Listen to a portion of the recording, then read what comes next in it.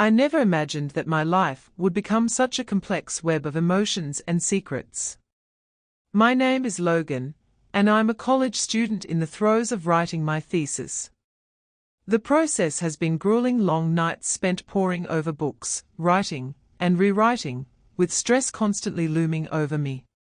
However, little did I know that the real test would come not from the academic rigors, but from an unexpected and deeply disturbing event that would unfold right within the walls of my own home. It all began on a seemingly ordinary Friday night.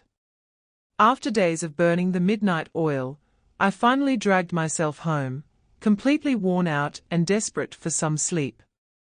When I stepped inside, the house was silent.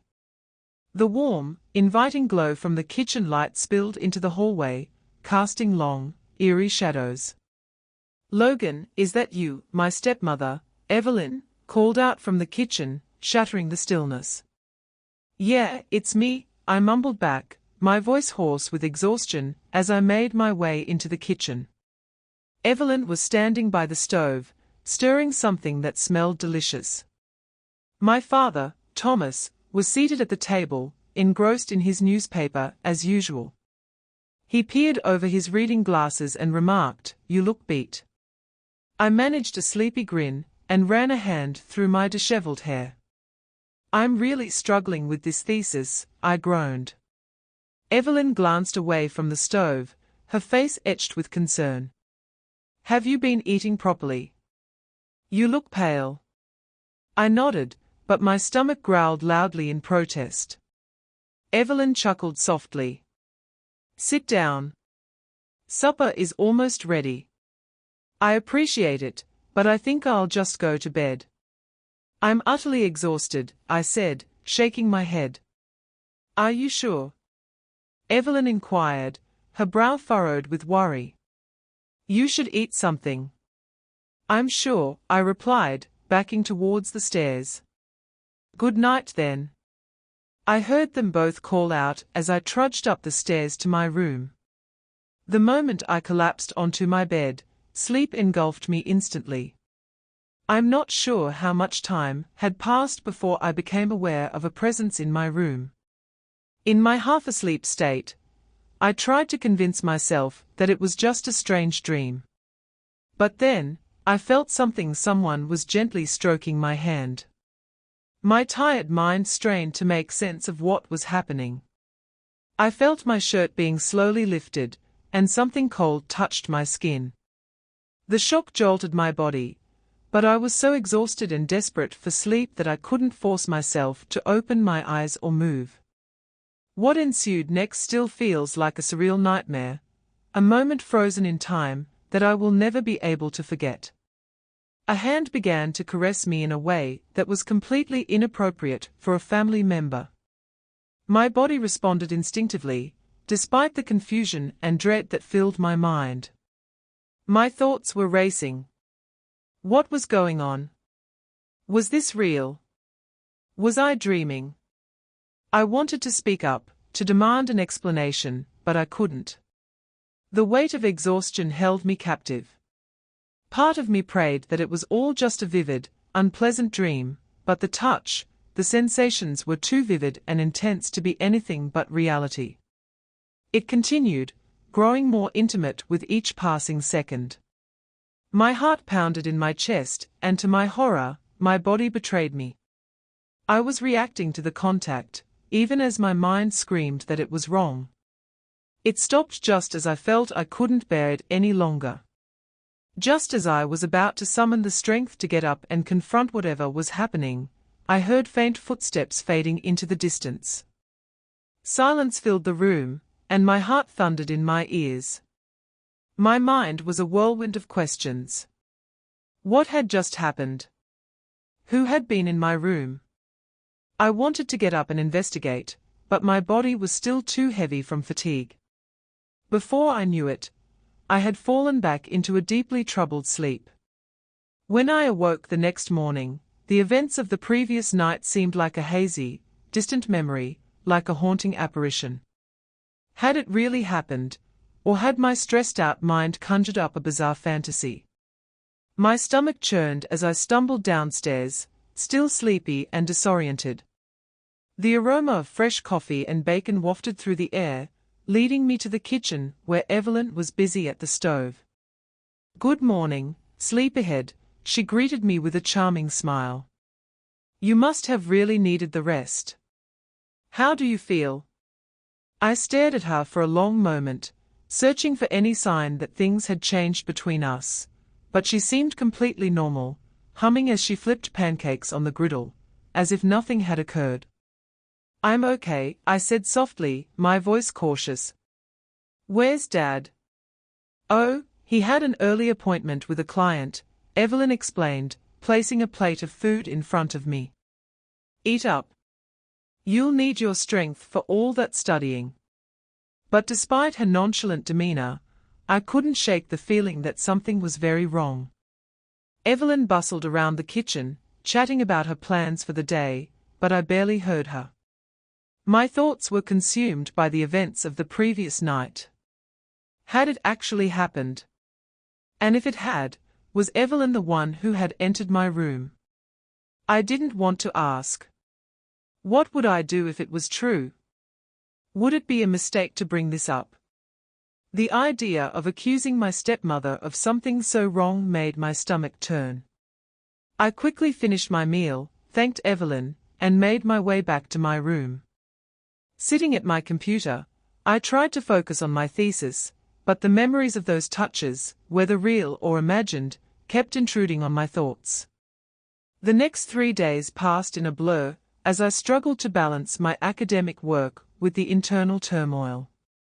Every time I saw Evelyn, I felt a strange mix of embarrassment, curiosity, and guilt, but she acted as if nothing had happened. Things didn't really come to a head until the following Friday. I had left class early to work on my thesis defense, which was scheduled for the next day. I was so absorbed in my work that I didn't hear Evelyn enter my room. "Logan," she said gently, startling me. "Sorry, I didn't mean to scare you. I brought you some snacks. You've been working so hard." I turned to face her, my pulse racing.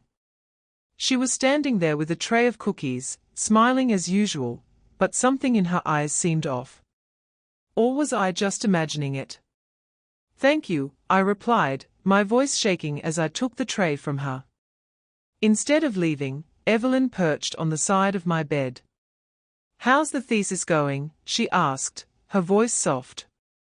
"It's okay," I said, trying to maintain my composure. "I'm mainly worried about the defense tomorrow." Her expression softened with sympathy. "Oh, honey, you're going to do great. You've worked so hard." Evelyn moved closer before I could react, and her hand rested on my shoulder. The contact sent a jolt through me, bringing back vivid memories of that night. I couldn't take it anymore. "Evelyn," I murmured, my voice trembling. "That night, were you in my room?" The moment the words left my mouth, I saw a change in her expression. The smile vanished, replaced by disbelief and then remorse. "Logan," she said, her voice barely audible. I don't know what to say. And at that moment, I knew it hadn't been a dream. It had actually happened. Evelyn had entered my room that night and touched me in ways that were completely unacceptable. She finally broke the silence. "We need to talk." I nodded, and her eyes filled with unshed tears. "We do, but not right now. Dad will be home soon, and you should focus on your thesis defense. Can we talk after?" I wanted to argue and demand answers immediately, but she was right. I couldn't afford to be distracted when my entire academic future was at stake. "Okay," I agreed reluctantly. The next day, I had my thesis defense. But by then, reality had already begun to shatter my perception of the world I thought I knew. The morning of the defense dawned with a strange mix of excitement and trepidation. On one hand, I was eager to present the research I had worked so hard on for months, hoping it would pay off. On the other hand, I couldn't escape the uneasiness and tension that gnawed at me, knowing that an awkward and unfinished conversation awaited me at home. I barely tasted the meal Evelyn had cooked for me. My stomach was in knots as I stared at the food in front of me, trying to appear normal despite my racing thoughts. Evelyn moved around the kitchen with a forced cheerfulness, attempting to maintain the illusion that everything was okay, but I could see through it. The strain in her eyes, the weight of the secret she carried, and the thesis defense itself all blurred together. Somehow, I managed to present my research, answer the committee's questions, and defend my findings. I pushed aside the emotional turmoil in my life and focused on the task at hand. And somehow, I emerged from it with a sense of accomplishment. "Logan did an excellent job," my advisor said with a proud smile. "You should be proud of yourself." But instead of feeling elated, I was filled with a sense of dread as I made my way home. I couldn't shake the feeling that everything was about to change. Evelyn was sitting at the kitchen table with 2 mugs of hot coffee when I walked in. Her face was a mask of tension and sorrow. She looked up as I entered, and her expression softened into one of concern. "How did it go?" she asked quietly, her voice barely above a whisper. "Fine," I answered tersely, my voice tense and hesitant to engage in conversation. "Logan," she replied, her tone tinged with relief and regret. "I knew you'd do well. Can we talk now?" I couldn't hold it in any longer. The facade of normalcy was crumbling, and I couldn't ignore the weight in my chest. "We need to talk about what happened," I added, my voice firm. Evelyn nodded slowly, her shoulders slumped. "You're right. Please, sit down." I pulled out a chair and sat across from her, my hands wrapped around the steaming mug of coffee she had prepared. We sat in silence for what seemed like an eternity, each waiting for the other to break the stillness and say the words that had been hanging in the air for days. Finally, I spoke, unable to remain quiet any longer. "Why did you come into my room that night?" I asked, my voice trembling despite my efforts to sound strong. Evelyn closed her eyes for a moment to compose herself. When she opened them again, her eyes met mine, filled with remorse and grief. "Logan," she murmured, her voice shaking. "I don't have a good answer. I keep asking myself the same question, but I can't deny what happened." Her fingers traced the rim of her mug nervously. "The truth is, I've been struggling for a long time. Your father is a good man, but he's been so distant lately, always working and focused. I've been feeling lonely, unappreciated, and desperate." She paused for a moment, taking a deep, shaky breath. "That night, I had too much wine, and my emotions were all over the place. I thought maybe we could talk, but when I came into your room, you were already asleep, and I don't know what came over me." I sat there, unable to absorb her words. Part of me wanted to lash out, accuse her of violating my trust, but I also saw the pain in her eyes, the regret that threatened to consume her. It was a complex mix of emotions, anger, and pity. "I'm so sorry, Logan," she said softly, tears streaming down her cheeks. "What I did was wrong. I've broken your trust, and if you want me to leave, I will." "I understand." The thought of her leaving and our family falling apart shook me to the core. Despite everything that had happened, despite the pain and confusion that swirled inside me, I knew I didn't want her to go. I spoke softly, my voice wavering. "I don't know what to do. How can I trust you after this?" Evelyn stared at me, her expression a combination of hope and worry. "I don't know either," she admitted gently. "But I want to try, Logan. If you're willing, I'll do whatever it takes to make things right." We talked for hours, working through our emotions and being honest about how we felt. Evelyn opened up more about her loneliness and how her marriage had made her feel abandoned, while I shared my confusion and the strange mix of feelings her actions had stirred in me. As we talked, I began to understand her better, not in the sense of justifying what had happened, but in seeing her as a person, not just my stepmother. "What are we going to tell Dad?" I asked as the conversation started to wind down. Evelyn sighed deeply, her face filled with sadness. "I don't know. Part of me feels he deserves to know the truth, but another part of me is afraid of the consequences for our family." I nodded slowly, feeling the burden of the decision on my shoulders. The secret between us had become a heavy weight, and I could understand Evelyn's hesitation. "Maybe," I said after a pause, "we don't have to tell him everything, but we should talk about your feelings of neglect and the distance between you two. That might be enough." Evelyn looked at me with cautious optimism in her eyes. "Do you think that will help?" "I'm not sure," I replied honestly. "But maybe it will, at least partially. It might prevent something like this from happening again." We decided to take things day by day. Evelyn would work on improving her communication with Thomas, while I would focus on finishing my academic work. We both agreed to be more open and honest with each other. As Evelyn got up to start making supper, she paused and looked at me with a mixture of gratitude and lingering regret. "Thank you for listening, Logan," she said. "I don't hate you," I told her frankly. "I am still trying to make sense of all this, but I don't hate you." She gave me a weak smile before returning to the stove to finish cooking. That night, as I lay in bed, my thoughts replayed our conversation.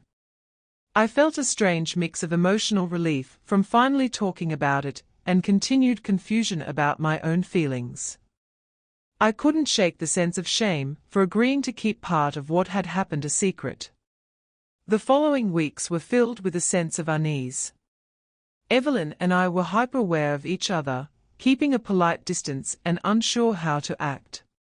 We both threw ourselves into our routines, with me concentrating on my studies and Evelyn trying to reconnect with Thomas. However, the weight of the secret continued to hang over us. One day, I came home from class early to find Evelyn alone in the house. She was curled up on the couch with a book, looking surprised when I walked in. "I didn't expect you to be home so early," she said. "The professor cancelled class," I said, standing awkwardly in the doorway. "Where's Dad?" I asked. Evelyn sighed in frustration. "Working late again." I could see how tired she was and how much she missed him. Without thinking, I walked over and sat next to her on the couch. "Are things not going well?" I asked gently, wanting to reach out. Evelyn gave me a sad smile. "I'm trying, Logan. I really am, but sometimes I wonder if it's enough or if we've gone too far." Despite everything, I felt a pang of pity for her. She was truly trying to work things out, but it was clear that her relationship with Thomas was strained. "I'm sorry," I said, reaching out to comfort her. When my hand touched hers, I felt a rush of energy, an intensity that scared me. Evelyn must have felt it too, because she quickly pulled her hand away. "I should make supper," she muttered, her voice cracking as she hurried to the kitchen. I sat there, my heart pounding. What was that? Why had I reacted so strongly to such a simple touch? I retreated to my room, my mind in turmoil. I had thought we had moved past everything and could put that night behind us, but there were still unresolved feelings simmering beneath the surface. That night, I lay awake for hours, wrestling with my conscience. I knew my feelings were wrong. Evelyn was my stepmother and my father's wife, but I couldn't ignore the attraction I felt for her and how my body responded to her presence. I thought of Dad, completely oblivious to everything that was happening right in front of him. I thought of Evelyn, trapped in a failing marriage, and I thought of myself, caught in the middle of it all, confused and unprepared. As the sun rose, I came to a decision. I couldn't continue living like this, constantly tiptoeing around my own home. I needed to get away and clear my head. I started packing a suitcase, hoping that getting away from everything would help me figure things out.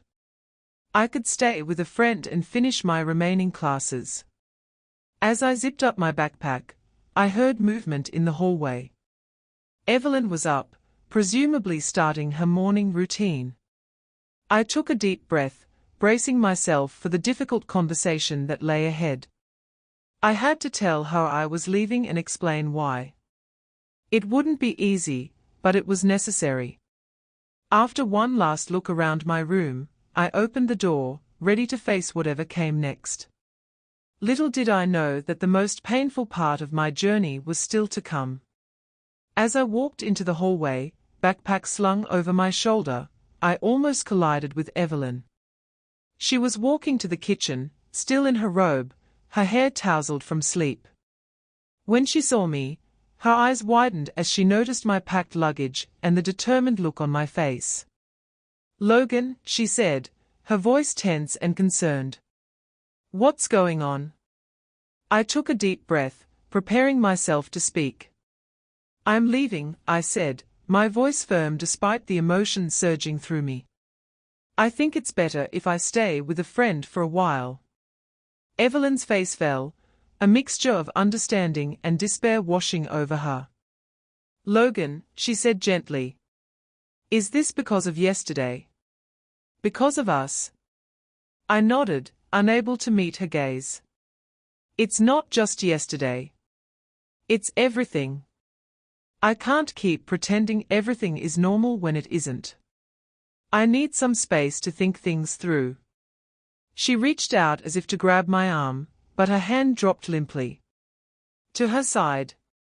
"I understand," she murmured softly.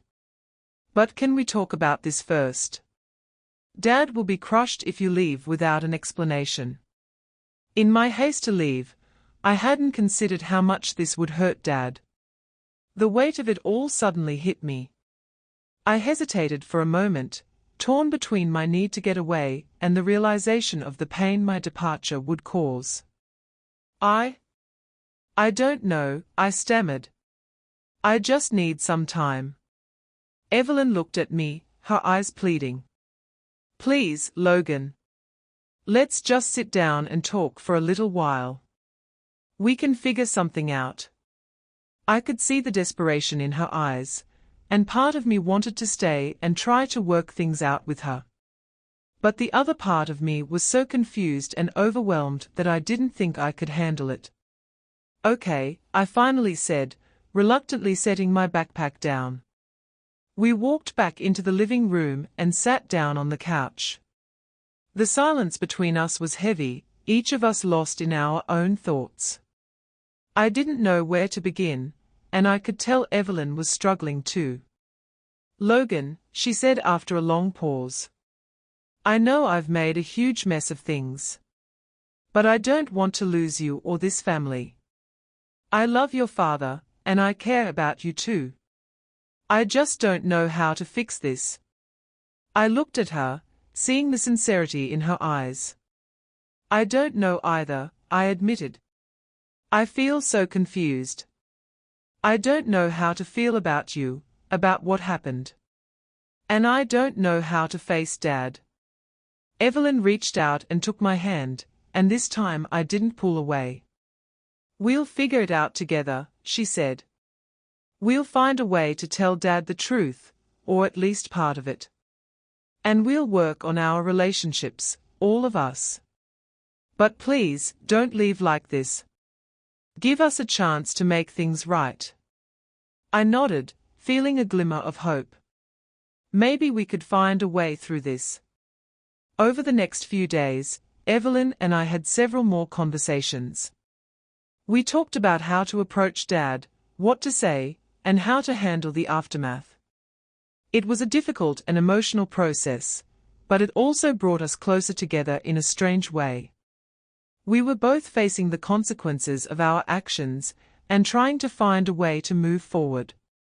When Dad finally came home from his business trip, we sat him down and told him that we needed to talk. He looked at us, a bit confused but sensing the seriousness of the situation. Evelyn took the lead, explaining how she had been feeling lonely and neglected in their marriage, and how that had led to her making a terrible mistake with me. Dad's face was a mix of shock, anger, and sadness as he listened. I chimed in, telling him that I was also confused and struggling with my feelings. I didn't want to hurt him, but I didn't know how to handle what had happened. Dad was silent for a long time after we finished speaking. The tension in the room was palpable. Finally, he spoke. His voice was calm but filled with pain. "I can't believe this is happening," he said. "I thought we were a happy family. I've been working so hard to provide for us, and I had no idea you were feeling this way, Evelyn. And Logan, I'm so disappointed that you didn't come to me sooner." I felt a pang of guilt at his words. He was right. I should have told him what was going on instead of trying to handle it on my own. "But," Dad continued, "I love both of you. And I don't want to lose our family. We've made mistakes, but we can try to fix them. It won't be easy, and it will take time, but we owe it to each other to try." His words gave us all a sense of hope. We knew it would be a long and difficult road, but at least we were all willing to take the first step. In the weeks and months that followed, we all worked hard to heal our relationships. Evelyn and Dad started going to couples counseling to work on their marriage. I focused on my studies and also started seeing a therapist to help me sort through my feelings. We had family dinners, where we talked openly and honestly about our feelings and the progress we were making. It wasn't always easy. There were times when old wounds would reopen, and we would have setbacks. But through it all, we supported each other and kept trying. Slowly but surely, our family began to heal. Looking back on that difficult time, I realize how much we all grew and learned. We learned the importance of communication, honesty, and forgiveness. We learned that mistakes can be made, but they don't have to destroy us if we are willing to face them and work through them together. This story is a complex exploration of a family torn apart by a forbidden and unexpected event. It delves into themes of temptation, guilt, and the power of forgiveness and communication within a family. The question for our readers is this: have you ever been in a situation where a difficult truth threatened to break up your family or a relationship? How did you handle it? What choices did you make, and what were the consequences? This story shows that while facing such challenges is never easy, it is possible to find a way forward and heal, even in the most seemingly impossible situations. It's a reminder that our actions have consequences, but with courage and determination, we can work towards rebuilding and finding peace within our relationships.